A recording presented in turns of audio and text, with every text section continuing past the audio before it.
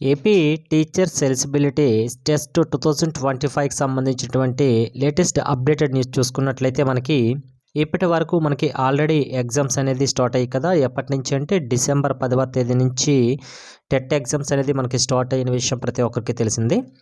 అయితే ఇప్పటి వరకు జరిగిన ఎగ్జామ్ చూసుకుంటే ప్రతి ఎగ్జామ్ గమనించినట్లయితే మనకి ఎగ్జామ్ ఏం కూడా అంత ఈజీగా అయితే ఏమీ లేదు. అయితే ఎగ్జామ్ రాసిన ప్రతి ఒక్క అభ్యర్థికి కూడా తెలిసిన విషయమే, అంత ఈజీగా అయితే లేదు. అయితే ఎగ్జామ్ లెవెల్ చూసుకుంటే మనకి మీడియము అలాగే టఫ్ ఈ మధ్యన మాత్రమే ఉంది తప్ప మనకి ఈజీగా అయితే ఎగ్జామ్ పేపర్ అయితే లేదు.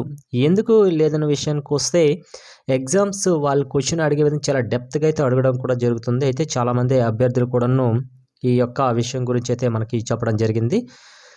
ఎందుకు ఎంత టఫ్నెస్ అంటే మనకి డిఎస్సి ఎంత టఫ్నెస్గా అయితే మొన్న రీసెంట్గా జరిగిందో అట్ ద సేమ్ టైం దానికి మించిన టఫ్నెస్ అనేది టెట్ ఎగ్జామ్ అయితే ఉంది. అయితే మినిమం ఇక్కడ సుప్రీంకోర్టు తీర్పు తెచ్చినటువంటి కంపల్సరీగా అయితే సర్వీస్లో ఉన్న టీచర్స్ అందరూ కూడా టెట్ పాస్ అవ్వాలనే ఉద్దేశంతో కూడా మనకి ప్రవేశపెట్టారు కదా. అయితే మ్యాక్సిమం వాళ్ళకి 2 ఇయర్స్లో కంప్లీట్ చేయాలన్నారు. ఇది చాలామంది రాసిన ఫస్ట్ టెట్ అండి.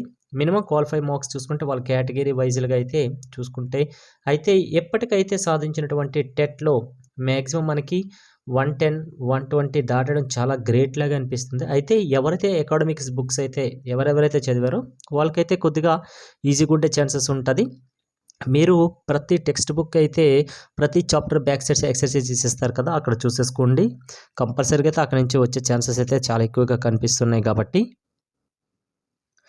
నెక్స్ట్ వాళ్ళు క్వశ్చన్స్ అడిగే విధానం చూసుకున్నట్లయితే చాలా డెప్త్గా అడుగుతున్నారండి. అంటే క్వశ్చన్కి ఆన్సర్ను మనకు కనిపెట్టే విధానం అనేది చాలా కష్టతరం అవుతొచ్చు. ఎందుకంటే మనకి అనాలసిస్ చేసుకునే మైండ్ సెట్ అనేది ఉండాలండి. అంటే క్వశ్చన్ అంత డెప్త్గా వెళ్ళేసి వాళ్ళు క్వశ్చన్స్ చేస్తున్నారు కాబట్టి కొద్దిగా ఆలోచించాల్సిన విషయం. ఎందుకంటే మనకి ఇచ్చిన ఆప్షన్స్ అన్నీ కూడాను మ్యాక్సిమం అన్నీ కూడా ఒకే విధంగా ఉండేటట్టుగా అయితే కనిపిస్తున్నాయి. కాబట్టి డెప్త్నెస్ ఎక్కువ ఉండడం వల్ల ఆలోచించే విధానం అయితే చాలా షార్ప్గా అయితే మనం ఆలోచించాలండి. అప్పుడు మాత్రమే దానికి ఆన్సర్ అయితే మనం చేయగలం.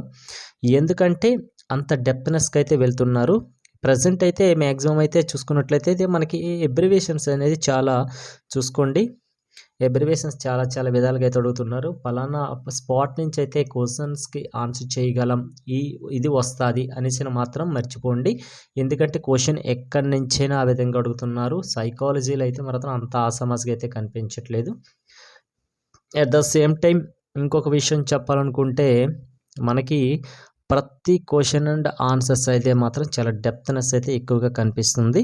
అలాగే క్వశ్చన్ యొక్క లెంత్ విషయాన్ని చూసుకుంటే మనకి ఈ మానిటర్ పైన స్క్రీన్ని మనం పైకి కిందకి కర్సర్ తిప్పుతున్నప్పటికీ క్వశ్చన్ ఒక దగ్గర, మనకి దానికి ఇచ్చిన ఆప్షన్స్ ఒక దగ్గర రావడం జరుగుతుంది. అంటే క్వశ్చన్స్ యొక్క లెంత్ అనేది ఎక్కువగా ఉండడం వలన కొద్దిగా టైం టేకింగ్ ప్రాసెస్ అవుతుంది. కాబట్టి అది కూడా ఆలోచించే విధానం ఎక్కువే ఉంటుంది. ఎందుకంటే క్వశ్చన్ అనేది చాలా పెద్దగా కొందరికి కనిపిస్తున్నాయి. కాబట్టి ఇటువంటి సమస్య లేకుండా ఉండాలంటే మీరు మస్ట్ అండ్ షుడ్ బీగా అయితే వేగంగా చదివేసుకొని దానికి ఆన్సర్ అనేది వితిన్ సెకండ్లో మనం చేసే విధానంగా అయితే మాత్రం మన యొక్క బ్రెయిన్కి షార్ప్నెస్ పెట్టుకోవాలి. ఎప్పుడు షార్ప్నెస్ పెట్టుకుంటామంటే దానిపైన మనకి గ్రిప్ ఎక్కువ ఉండేటప్పుడు. కాబట్టి ఈ ఎగ్జామ్ టెట్ అయితే చాలామంది సమయం సరిపడలేదు అంటున్నారు.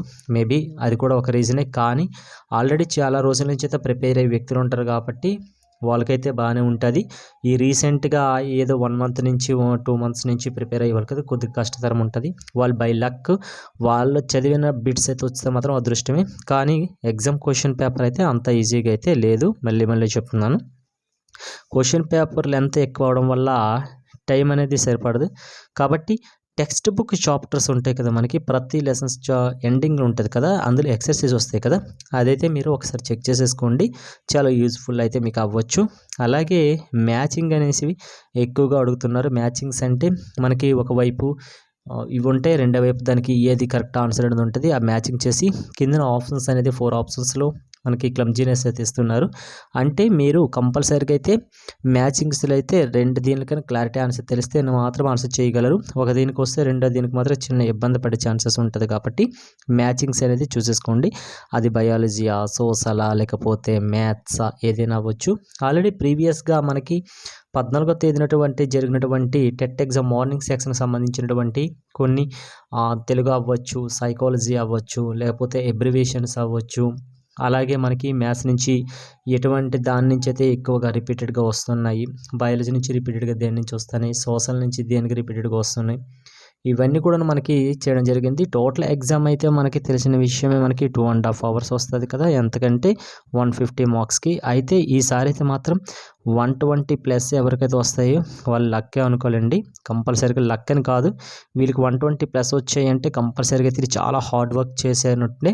ఎందుకు అంటే ఇక్కడ మస్ట్ అండ్ షుడ్ బిగా ఈసారి అయితే ప్రస్తుతం రోజుల వరకు జరిగినటువంటి టెట్ ఎగ్జామ్స్ అయితే అంత ఈజీగా లేవు కాబట్టి. Okay, thanks for watching.